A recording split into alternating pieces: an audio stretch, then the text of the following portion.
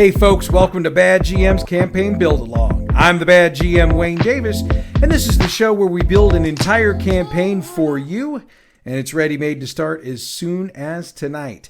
This season is all about the Fallout role-playing game, though as I've noted more than once on this program, you can take the scenarios we've created here and drop them into pretty much any post-apocalyptic game you'd like, if Fallout happens to not be your cup of tea.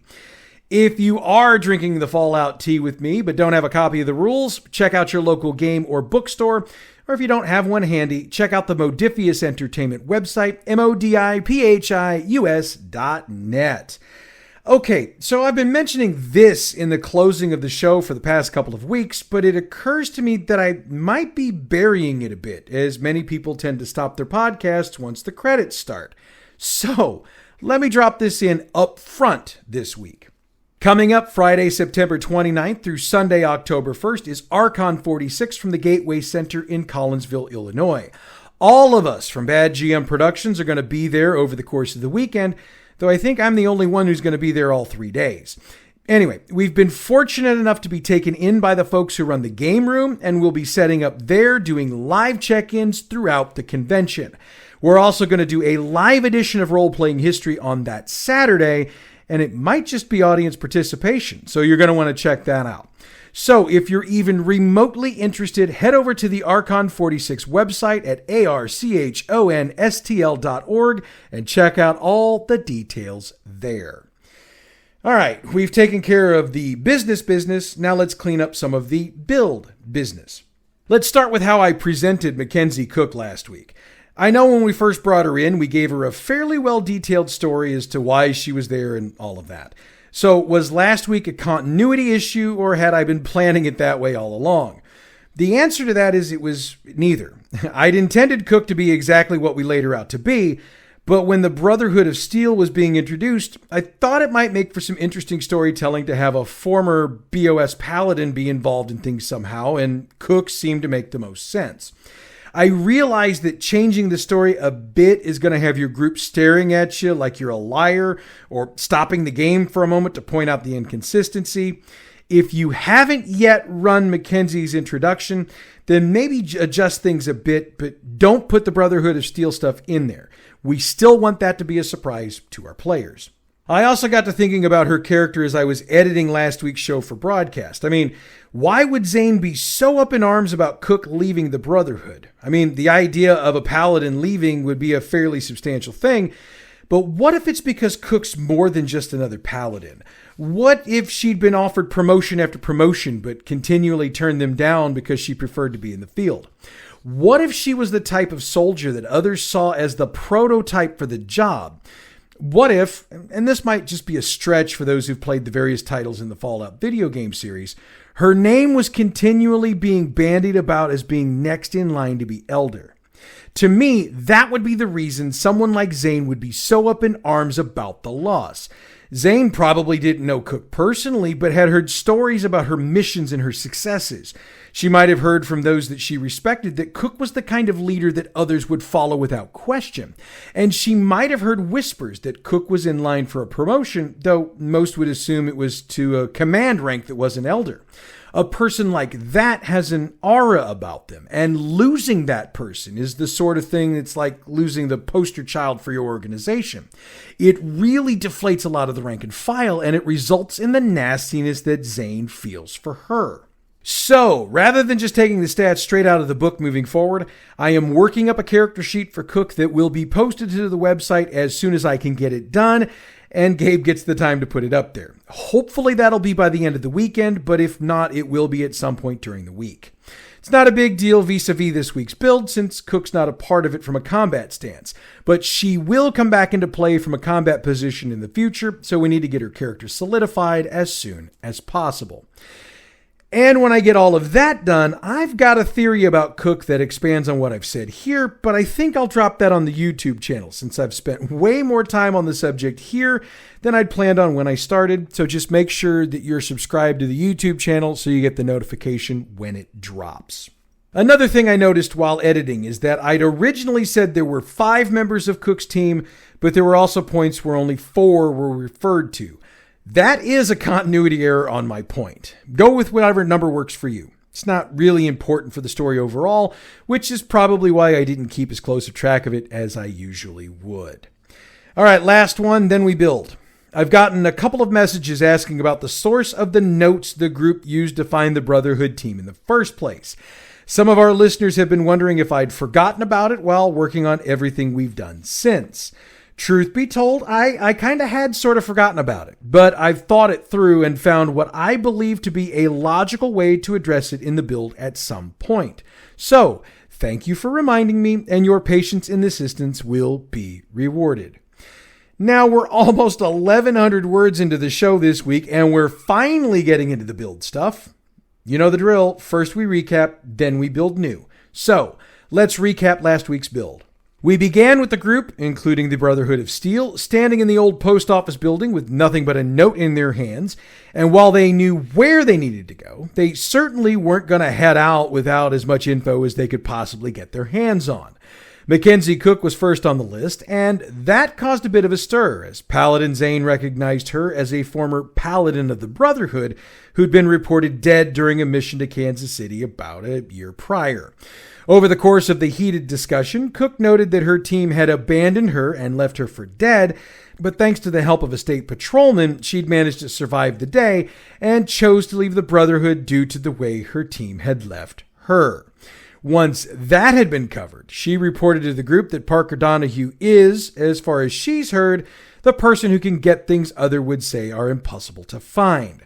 She also warned the group that he's surrounded by fanatics who will do anything to protect him. The group then moved on to meet with Victor to see if he had any additional information. He reported that Donahue really isn't as good as he claims to be, or that the rumors make him out to be. He's basically a hustler who takes the money and runs and relies on his fanatics to deal with those who disagree. Victor was also able to give them the location of Donahue's office within the dome, and it's the old Jessup Chemicals office that the group had already been to by this point in the game. So the group suited up and headed off. After being encountered by 24 armed fanatics, and possibly assisted by a Gatling laser-toting Mackenzie Cook, the group entered the office, found Donahue hiding, and got the communication gear from him. He also gave them the name of his contact, Dawes, and a location Dawes likes to hide out in, which is a gentleman's establishment called the Red Light Club, and that's located on Cherokee Street. The group either let him live or they didn't, and we wrapped right after that. Now, before we do anything else, I think it's a good time to level up the characters, and you know the drill by now. 1 point of health, 1 skill point, and 1 perk. This would also be a decent point for the group to spend any caps they might have, though they haven't picked up any in a bit, and there weren't any in Donahue's office. Okay, I think we've covered all the background. Let's get the build started. As we begin, the group is standing in Donahue's office, having decided either to let him live or kill him. They've got the communications gear for the Brotherhood of Steel in hand, and they've got the name of the man who gave it to Donahue in the first place. That means they've got 2 things they need to do. Get the communication gear set up, find Dawes and figure out who jumped the Brotherhood when they came to town. We're going to build both of these out this week, but we'll go in order, so we'll start with the communication gear. Zane will want to have Scribe Cullen look over the gear to make sure it's functional, but she'll also need the transmitter to be placed in as high a spot as possible in order to facilitate the broadcast of her message to the farthest range possible. And neither of those things can be accomplished in this office. So she'll suggest they all get out of here and find a safe place to check out the gear. By now, they've been meeting at the shack in the past for the most part, unless your group has been letting them stay at their base of operations. Either way, they'll head there for Cullen to check the gear over. She'll meticulously work her way through each of the components of the gear, ensuring that all of the parts are there and that they're all in working order. The gear runs on a fusion core, and that's the only thing that seems to be missing, but Zane will sacrifice the core from her power armor for the cause, noting that she'll figure out a way to get another one. So with the knowledge that the gear is in working order, the next step is to get the transmitter dish attached to as high a spot as possible and to point it to the east. That's where the group has some thinking to do, and there's a bit more information they're going to need to help them in making that decision. The transmitter dish with its micro receiver has a built-in core that recharges itself with a small solar panel. So, It doesn't have to be plugged into anything or have a cord pulled out to be changed. That means it can be set up literally anywhere you'd like. But there's a catch. The transmission gear for that system, which is the box and microphone the team uses, can only broadcast out to about a mile before the signal begins to degrade. So that means wherever the group sets the dish, they need to make sure they've got a secure place to set up the rest of the gear within a 1 mile radius if they want this signal to be good. And obviously, the closer the two sets of gear are, the better the signal will be. That leaves the group with a lot of thinking to do, but we can make this pretty simple. The two most secure areas that the group could be with the broadcast gear would be either their base of operations or any Victor-controlled property within Diamond Pass. The shack he's let him use would be ideal, but his office or a small closet or other space inside the restaurant would work as well. That means we need to figure out where the highest point within about a mile radius of both of those would be. The most obvious one is going to be the hardest one to put the gear on, and that's the Gateway Arch. At its tallest point, it's 630 feet tall. And in this game, that's the tallest standing space in the downtown area. The next tallest would be the Dome, but its tallest point is a tad over 200 feet. Finally, there's Diamond Pass itself, but since the old field level is actually below street level, the tippy top of the stadium only comes in at about 130 feet. So it comes down to how many chances the group's willing to take to get that dish set up. Obviously, the shorter the structure, the easier it's going to be, but Diamond Pass would be even easier to reach the very top because on the highest wall, it'd only be about a 20-foot climb since they'd be on concrete decking on that level and would only have to climb that section of wall. Granted, they'd need to make some rolls to keep themselves up there safely, as well to make sure the dish is secured, but those rolls would be a lot less difficult. Those rolls are strength plus agility for the climb, difficulty 2, and agility plus luck, difficulty 2 for stabilizing themselves on the ledge. To make sure the dish is secured, it's intelligence plus science, difficulty 3. Once that's done, have them make another roll to climb down, same difficulty, and we'll cover what's next after we work out the other two possibilities. The Dome is going to be trickier. It's going to require scaling the outer wall, then carefully making their way up the dome to its apex. So the rolls are going to be a little bit more difficult. Up the strength and agility to a 3 and the agility and luck to a 3. The stabilizing roll is the same since there's about the same amount of space to work with. The Arch. That's going to be a tough one. Even though it's technically the best choice insofar as broadcast range, getting up there is going to be one heck of a ride. Now, it's not as bad in the game as it would be in the real world, as I noted in one of the very first episodes of the season that reinforcements were added to the arch that give it an almost Eiffel Tower look. But it's still over 600 feet up, so there's some work to be done here. 3 strength plus agility checks, difficulty 4.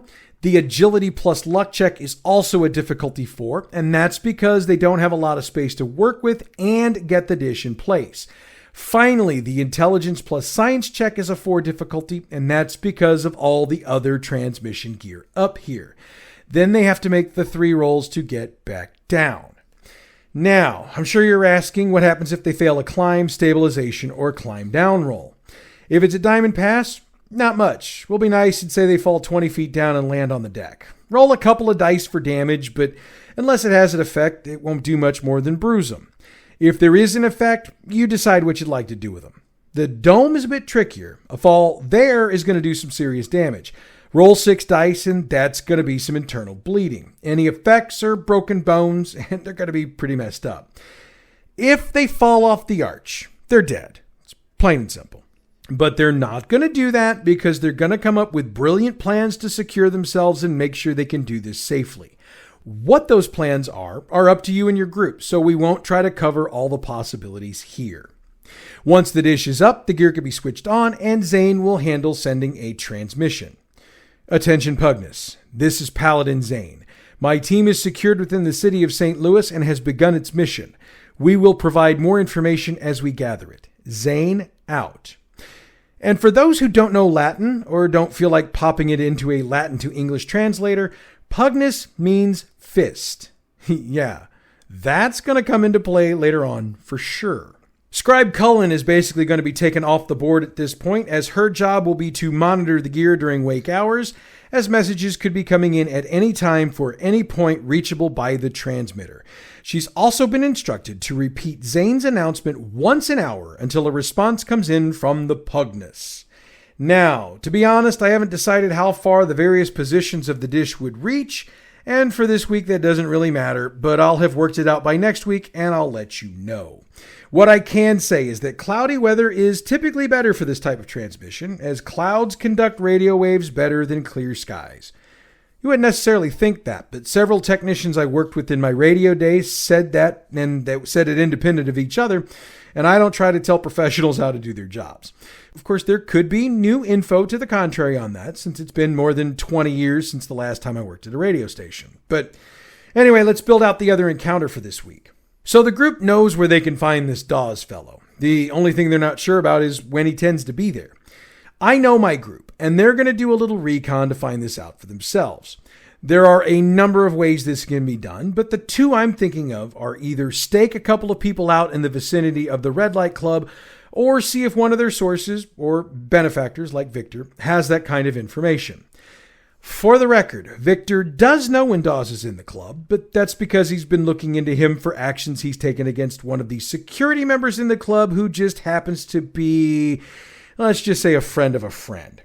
He'll tell the group Dawes is typically in the club on Wednesdays, Fridays, and Saturdays, and he tends to get there around midnight and stay until the sun comes up. Reports are that other than the one security member, he tends to behave himself, spends a lot of caps, and doesn't make a lot of noise.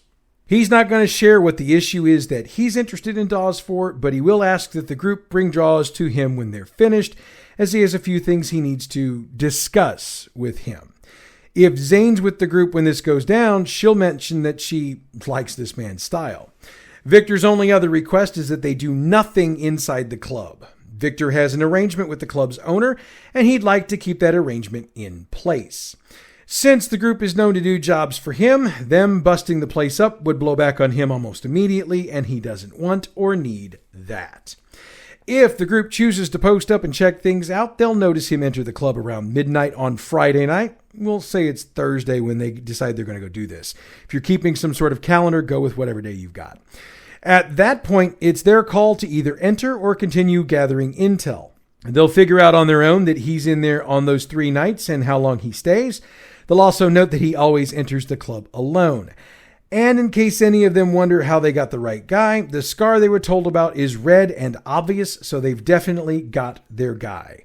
He's around 5.5 feet tall, comes in about 225 pounds, and always wears his black Garson tactical uniform with the blacked out patches on it.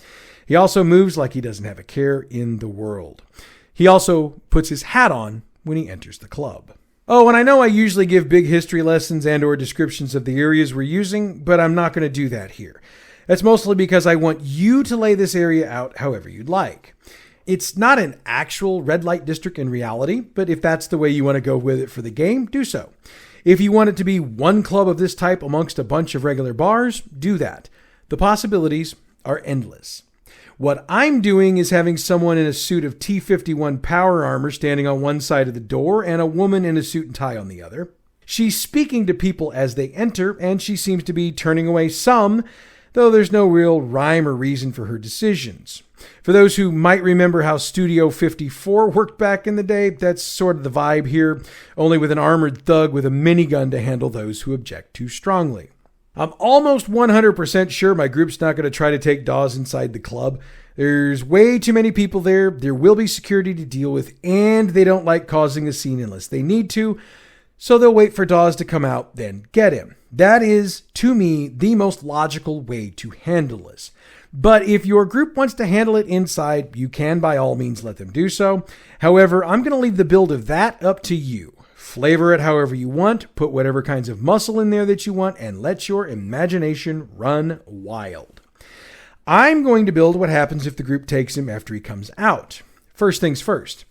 The sun will be rising in the east as Dawes makes his way out. He'll have a smile on his face, and he'll be oblivious to anything around him. Exiting the club, he'll head west for a couple of blocks before turning north. It's obvious he's rather drunk, and he's still not paying attention to anything.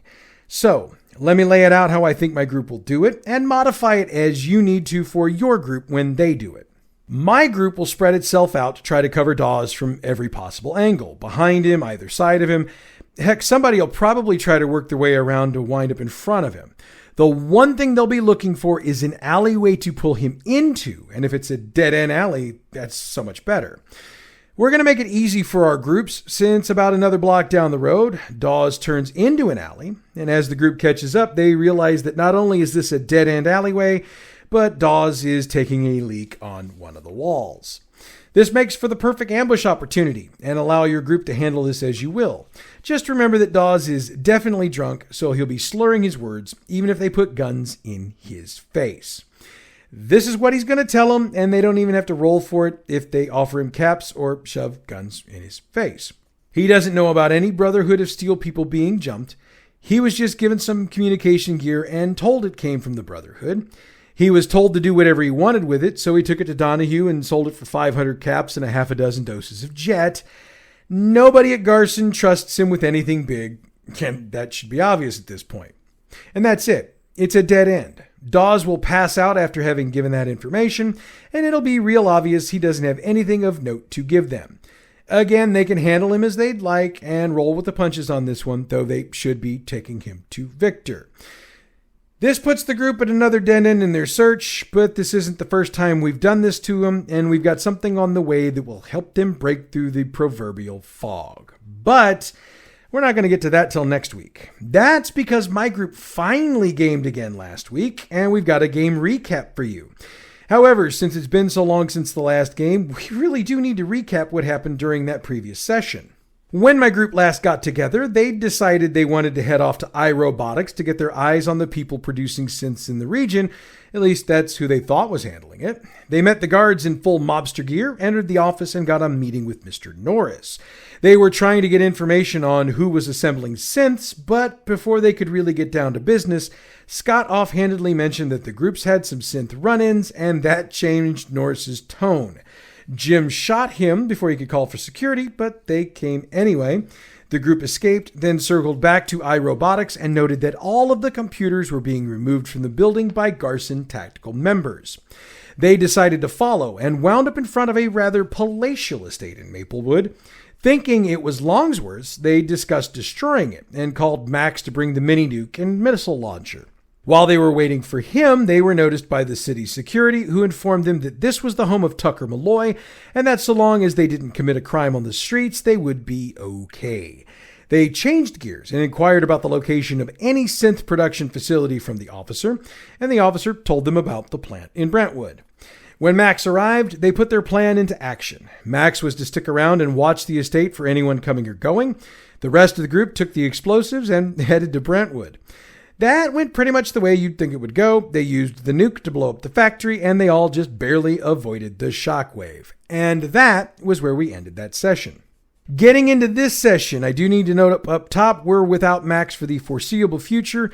Tyler was out, and so was Gabe. I did have their character sheets, so I could and did play them as need be.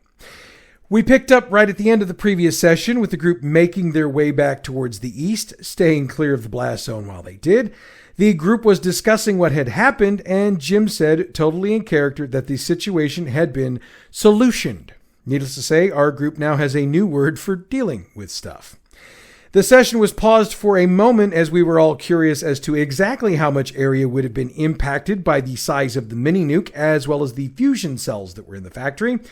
Aniston ran the number using what we refer to as Google Foo, and we ultimately determined that around 5 square blocks were affected by the blast. And for the record, he used a combination of Fallout fan sites and actual science sites to get that answer. And yes, we do this from time to time. We are those kinds of geeks. Getting back to the game, the group headed back to Tucker Malloy's house, but they decided that even though Max had been hiding and watching, they'd already stirred up enough trouble tonight with the factory, and that heading back to their base would be the better idea. However, they decided to make a stop at Victor's to report what they'd done. I used this meeting to send the group to meet with his contact Chip, which in our build took place well before the Tucker Malloy meeting or the factory situation. He sold it to them with the possibility of feral ghouls and synths being part of the deal. However, it took references to Garson Tactical potentially being involved to really sell it to the group. They met with Chip, and that went as we wrote it up. He told them about the church and Mr. Smiley, then sent them on their way. The group headed that way, but when they realized there wasn't any sort of security on the building, that it might be a bit more than they wanted to handle after everything they'd already been through. Overall, they decided that they'd come back during the day and see if things looked different. During the Chip meeting, he had provided them with the location of the other synth factory we wrote up. So with the rest of the group requiring sleep, he decided to go scope out both the church and the factory, and he being Jim, pronouns pal, and returning to the base as the group got up from a night's sleep. He reported what he'd noticed during his trip, which is that the factory has serious security on the perimeter, but an access through the sewer, and that the church doesn't seem to have much in the way of security. Before they could thoroughly process all of this, a messenger from Victor showed up and told them he wanted to see them. In that meeting, he let them know he'd located the main location for Garson Tactical and informed them that it was at the old Jefferson Barracks. Now, I need to pause the game recap for the moment to explain something. The group's got a lot of irons in the fire right now, and we've got so many stories so far out of order here that I decided to use GM Fiat to solve a few of them. And I tell you that so that the next part of the recap has context. So let's unpause. Victor asks the group for a favor and provides them with a few toys to deal with it. He provides a case with 6 mini nukes in it and tells them that so long as they drop one on Tucker Malloy's house, they can do whatever they want with the other 5. The group agrees to do this, and they left the office to game plan. Now, they were having issues deciding how they wanted to handle the church, since I'm pretty sure they were thinking they were too hot around the area. So I used this moment to bring Mackenzie Cook into the game. She shared info about the factory with the group, and the group asked if she'd check out the church for them. She agreed, and the group went on a bombing fest. They started with Garson Tactical, and they made it a point to survey the area. The total number of synths, humans, protectrons, and the like made it clear to them that a mini nuke would be necessary, and since they'd brought 2 with them, they had a plan. The initial plan was to drop it near the riverbank, with the thought being it might deal with all the baddies while leaving the power armor intact. However, as they thought further about it, rather than maybe having to drop 2 nukes, they decided to just drop 1 in the center of the encampment and take their chances with everything blowing up. Which, since there were fusion cells in the bunkers for the power armor, is exactly what happened. Aniston attempted to argue before they did it that the Brotherhood of Steel would want the technical documents and power armor, but the rest of the group decided they needed to take Garson out and everything else was secondary. They did it the same way they did it at the factory, then they hauled it back to the base. From there, they decided to hit the other 2 targets on their list. The group members present would hit the factory, while the 3 who weren't present for the game would hit Malloy's house. They managed to coordinate it, and both went up in flames and booms. As Scott pointed out of the 5 most recent nuclear explosions in the metropolitan St. Louis area, the group is responsible for 4 of them. And they still have 2 mini nukes left to play with.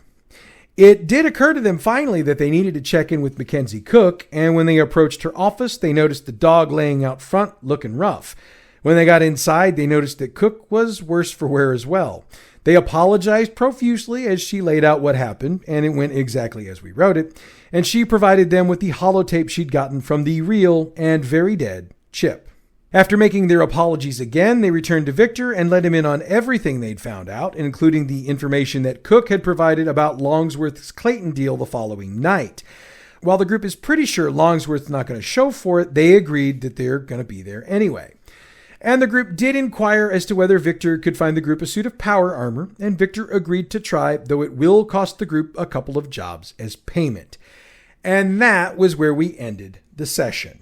Now, before we wrap the recap, I feel the need to explain something, and that's why I'm doing things so much different than the way we wrote them.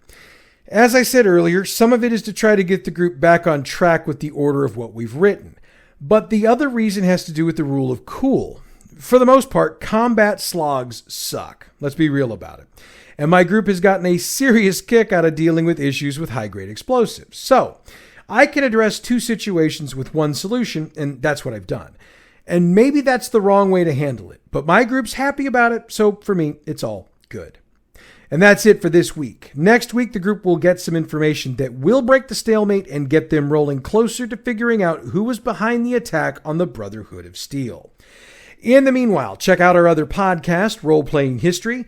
This week, we deep dive the Japanese role-playing game Alshard, and we also take a look at the game system it's built on, the standard RPG system.